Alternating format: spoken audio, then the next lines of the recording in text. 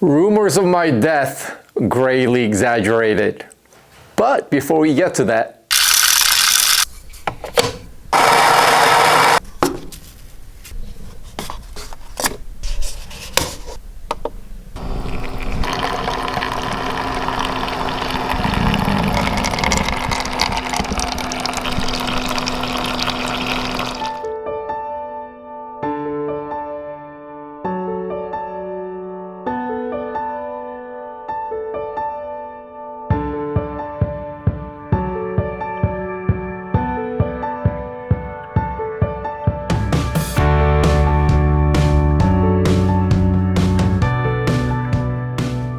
hello everyone, how are you? This is yours truly, Diabetic Cycling, coming at you once again for the first time in almost 2 months. During the time of inactivity, some of you have asked me questions. Hey bro, you alright? Are you dead? Why the inactivity? So this episode is going to be more of a housekeeping episode where I'm not going to take a deep dive into anything particular like I normally do, but to kind of keep you updated on what's been going on, what you can expect. Also to say hello to a lot of the new subscribers. All right, so in terms of inactivity, so last couple of months I've been super busy. I've moved my office, number one, and that's a huge undertaking. Number two, I've also moved my residence. So now I'm 100% based in Southern California again. So that's been going on, and with that, I'm still actually living out of boxes, and that leads to why does it take so long? Those of you that don't know, I have a couple of businesses where my main business is IT. I have my own IT consulting firm, and I basically work almost 18 to 20 hours a day to maybe get about 3 to 4 hours of sleep per night. And any free time that I have, I'd rather be riding outside and enjoy my time as such, since free time is so hard to come by. I'm a bike rider before I'm a guy that puts out YouTube content. And before being a YouTube content creator, if I could call it that, I also have obligations to all my client companies that hire me and my company to look after their infrastructure.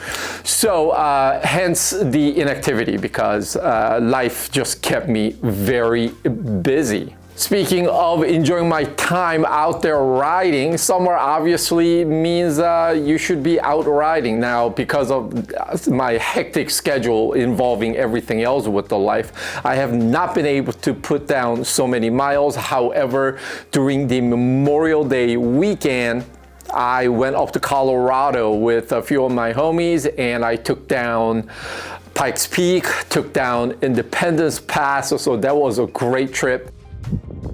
Well, just a normal day of a bike ride until your surrounding looks like this. 3 weeks after that was Central California Valley, where San Luis Obispo area, Pismo Beach. So I was out there riding through the vineyards. I mean, so the stark contrast between the Memorial Day weekend in Colorado was like a 80-mile-per-hour wind plus snow-topped mountaintops, and then just mere 3 weeks later, I was in Central California, where just everything was lush and green.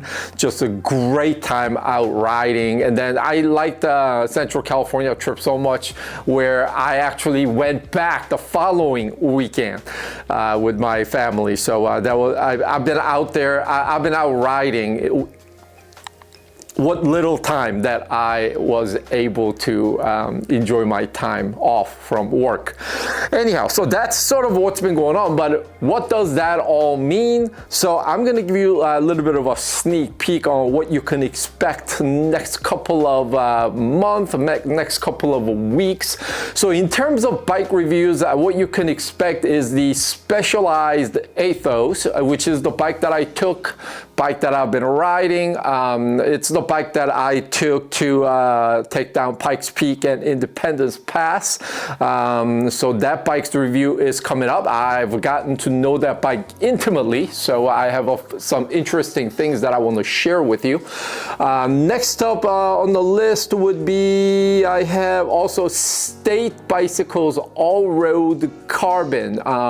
It's more or less of a bike packing sort of adventure build that I did, and I have a couple trips that's coming up. Actually, this bike was going to be meant for a project that I was going to share with you here on YouTube, where I was going to take back-to-back Century days with my friends with an overnight bikepacking trip, but I got rained out, so that project never actually happened. But I am gonna do a in-depth review of the bike for you, for those of you that's considering that bike.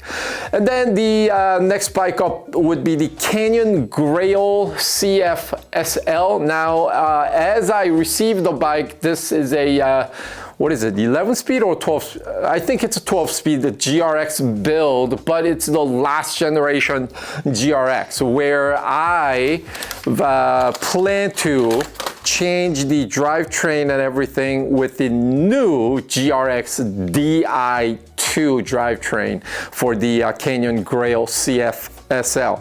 Now, the new shifter for the GRX Di2 feels absolutely fantastic in the hands. I mean, this is just ridiculous how good it feels. So I'm super pumped about that. And you probably, I don't know, those of you eagle eye may have noticed, but I am at a new location shooting this video. So to my left in the back, that's a full workbench where I have a full setup where I could do all the upgrades and builds, all that.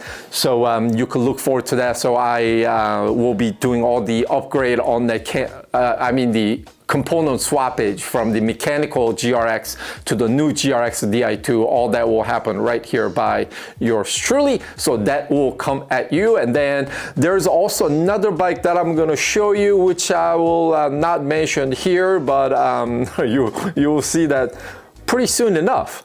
And then there's hold on, I'll be right back. Okay, so another build that I'm gonna take you through within the next couple of months would be this, and the timing is actually pretty coincidental. Today, the day of shooting is July 12th, 2024, and the news broke just yesterday where the team Total Energy Tour de France, their service trucks, I guess, got robbed and their bikes were stolen, to the tune of like 12 bikes or what have you. And those bikes are ENG Melees, right? So this is my ENG Melee frame set, which I was able to pick up at a ridiculous price from a industry insider. I believe this was a crash replacement, and then he elected to go a different route. So I ended up picking this up from him at a ridiculous price. I just couldn't pass it up, despite the fact that this bike was not on my radar for this channel. Matter of fact, I probably wouldn't have picked it up if I didn't have a YouTube channel, but I felt this bike warranted a full shakeout from yours truly, especially pitting it against the Tarmac SL8. So this will be built, and those of you who know the channel probably are well aware, but I do not watch review videos of a particular bike that I plan to review. However, because this was not on my radar, wasn't in the plan to review, I did watch some videos reviewing this bike, ENG Melee, when it was first announced, and a month after, all the dream build and everything else. One thing I noticed is how everybody built this frame set exactly the same way.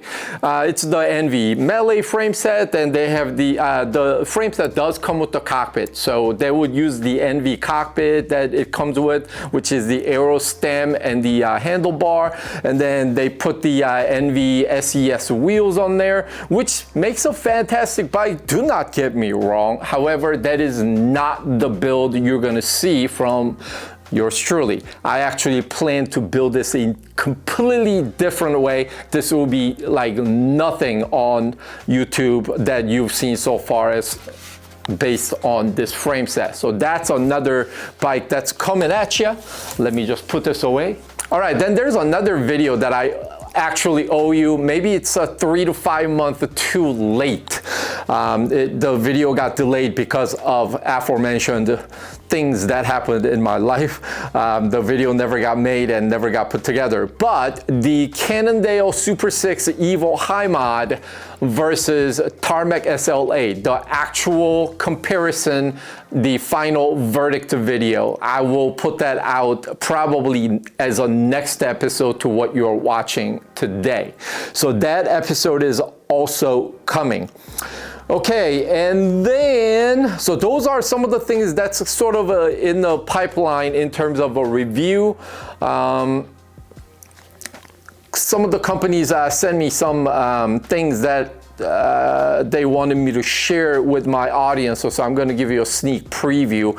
By the way, so in the past, I was very upfront, I was very transparent with the audience. Hey, this item was sent to me, therefore I will not lend an opinion, because the whole ethos of this channel is for me to be transparent with the audience, and I will not be influenced just because a certain product is sent to me or not. However, I mean, think about it. If I'm given a product by a manufacturer, and I'm here on this channel and I go, hey, this thing is excellent, it's great.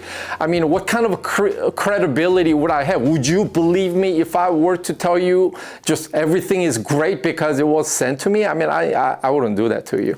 So hopefully I've gained enough of your faith where you would trust me when I share with you, the products that are provided to me by these companies, and they're not paying me. I have not been paid 1 penny by any company. I've been sent some products, and they allowed me to keep those products in exchange of me sharing with the audience. So I have a couple more of those things, and the reason why all this diatribe, I'm very selective in terms of what I decide to share with the audience. Despite my channel is not that big, I mean, as of shooting, I'm at about 5,500 subscribers, and I thank every one of you, 5,500 of you that decided to click the subscribe button, because this channel absolutely operates based on your engagement. This is a passion project for me. I spend a lot of money to keep this channel going.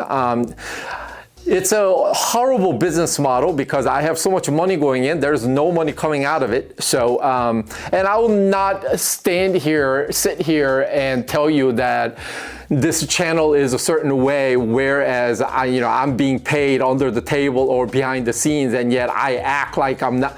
That will never happen here. If I'm paid, I'm gonna tell you that I'm paid. If I'm given something, I will tell you that I'm given something. There are other channels that go over who are getting paid under the table and they act otherwise. I mean, there are channels that do that kind of exposure. So if you're curious, you could go watch those videos to see who's being paid to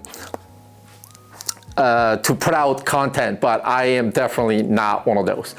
That said, I am very selective. I only pick the items that I think have a value for my audience, roadies and cycling enthusiasts, the normal folks who we're not pros. So those are the items that I will share with you. And I wanted to share with you a couple of items today just to give you a sneak peek, because I have not had a chance to put them through the ringer. So here they are. I've shown you a product from this company before, a company called Machine. They sent me some wheels in the past, which I shared with you, XR DB508. Those are the wheels actually on my Specialized Athos. And if I can open the thing. They've kindly sent me and you're looking at these, by the way, it's a single camera setup, so there's no camera right now showing you what I am opening, but I will show you right now. So basically the chain rings, right? And I will show you why they sent me the chain rings. It's Mugine. I've opted for 50-34. So you got the big ring 50 and then 34 compact chain ring set. Later when I do build, maybe I'll weigh these just so you guys can see. The reason why I have these chain rings, that will be very clear on the next item. So box comes as so. Pretty well packaged, and let me show you. Comes like that. So basically what it is, we have the left side crank arm. Oh, wow. Okay, so definitely does not feel like carbon. It feels more like an aluminum affair. So you got the crank arm. You opted for 165, by the way, you guys. So, I mean, the whole thing, it's not because the pros are doing it. You know, I'm far away from that. The science of a shorter crank arm and the less torque being required to get the initial movement going and all that, and hip flex angle being opened up and all that, I sort of bought into it, I guess. I don't know if I bought into it, but anyhow. So given the opportunity, I opted for 165 mil, whereas I normally ride 170. I wanted to see if it makes sense for me to ride these and see how they are, right? So these are power meter cranks. Spider power meter P505, that's the model. Bluetooth and ANT compatible. So these will go on the, these will be paired with the chain rings that I showed you earlier. I should definitely weigh these. So I have a new Ultegra crank set, so I will probably weigh these and show you the weight difference for those of you considering. The whole power meter thing interested me because, as you guys, most of you guys know, Stage's power meter company, they went out of business. So there's this void right now in terms of a power meter market. So a lot of people don't care for the Shimano's power meter implementation being inaccurate, what have you, and the cost is just ridiculous on the Shimano power meter too. So there's that. Then there's the 4Eyes. I do have a 4-eye power meter left side crank arms on a couple of the bikes that I'm riding and testing. Completely happy with those. However, I believe just more options us consumers have would be better. So, you know, a company like Mugine jumping into the market with their power meter options, I think those are great. So we'll try these out and I'll share with you what I think. So that's the product that I will be showing you later on in the near future. Okay, so the next item in the list would be, this is another company that did collaboration with me in the past. You guys all know Psych Plus, the maker of the portable mini electronic pump, which I love so much. And a lot of you actually used my links, discount code, to get those pumps. So I felt super happy about bringing that to your attention. And the company asked me if I would be willing to test out their indoor trainer. So I have their Psych Plus T3, which I opened up. So I'm just going to show you, this is not like an unboxing episode or anything in depth. I am just showing you what you can expect from the channel, but I just did get this out of the cardboard box. So I'm just going to share with you how they come and what it is. Basically, the accessory package comes with a wrench, some spacer rings, disc brake block, and these little hub adapters. And then You got the standard power chargers. By the way, this is what I'm showing you out of the box. And then what you have is the USB and plus stick and the USB cable that goes with it. We have literature, we have manual. I'm IT, by the way, so I don't read manuals.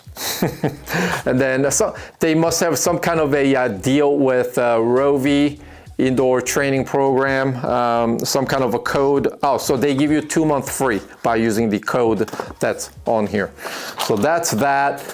For those of you with quick release instead of a through axle, they do give you this. And then this is what I thought, let me put this down. And then this is what I thought interesting. Out of the box, it comes with the floor mat,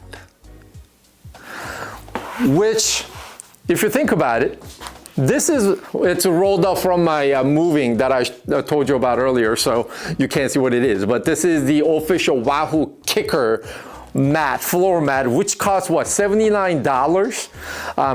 So that's an additional cost when you buy Wahoo Kicker indoor trainers, but Psych Plus folks actually include a floor mat right out of the box, which is awesome if you ask me, because I think this indoor trainer sells for $1,100, $1,099, and that's an interesting price point when I first saw, because I don't know what the value proposition is. I mean, indoor trainer is going to be an indoor trainer. I don't know how, I'm about to get it out of the box to show you. But at that price point, either the product needs to be a lot better or, you know, whatever else I'm trying to say here. So let's take a look at the indoor trainer together. As you can expect, it is hella heavy. But because of my camera angle, you probably won't be able to see the whole thing, and there is no chance I can lift this to get it into the proper camera angle. But let me at least get the plastic out of the way. So basically it looks, okay, well, maybe I will try to lift it. Ooh! So it looks like so. Right? And then, if I'm not mistaken, during the time of purchase, you could choose the cassette options, whether you want 11 speed, 12 speed, and then even the cassette teeth count. All that is, I believe, something that you are able to get. And then if I could shoot a B-roll later just to kind of show you what this thing looks like with the legs folded out and everything, I will do that as you're hearing this probably. So that, I mean, it's pretty sleek looking, and this handle at the top makes it very easy for transport. The flywheel integration seems interesting because with the Wahoo Kicker, you're gonna have that big old flywheel just sit outside, but it looks like it's part of the main torso of the unit itself. Camera's not going to show, but you got some LED indicators on this side. We got the ventilation holes up at the front and the rear.